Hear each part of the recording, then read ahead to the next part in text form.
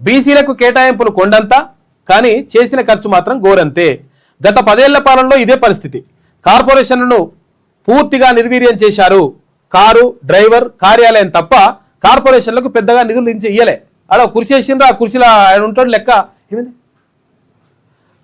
కుర్చీ వేస్తారు తప్ప ఇక ఇదంతా ఏముండదు లెక్క. కాబట్టి ఏది నిధులు కేటాయింపులు అనేటువంటివి జరుగుతాయి. బీసీలకు సంబంధించి అయితే మాత్రం చేతులు రావాలకు. గత సర్కార్లో ఒక కార్పొరేషన్ పై రివ్యూ జరగలే. రాష్ట్ర ప్రభుత్వం 3 దఫాలుగా పంటలు తిన్నట్లు చెప్తోంది. కానీ పంట నష్టానికి పరిహారానికి అస్సలే పొంతనలేదు. గత సర్కార్ ఫసల్ బీమాను గాలికి వదిలేసింది. మరి ఈ ప్రభుత్వం అన్నా పట్టించుకుంటుందా లేదా అనే దానిపై స్పష్టత ఇస్తే బాగుంటుంది. యాదాద్రి గుడి నిర్మాణంలో భారీ అవినీతి జరిగింది. మనం ఇందాక చూస్తున్నాం బయట ఇదంతా కూడా తీన్మార్ మల్లన్న గారు ఎమ్మెల్సీ మాట్లాడినటువంటి విషయాలు మండలిలో. అందుకు సంబంధించినటువంటి ఆధారాలు నా దగ్గర ఉన్నాయి. గత ప్రభుత్వంలో పెద్ద ఎత్తున ఫీల్డ్ అసిస్టెంట్లను తొలగించారు. వారందరినీ ఈ ప్రభుత్వం మళ్ళీ విధుల్లోకి తీసుకోవాలి.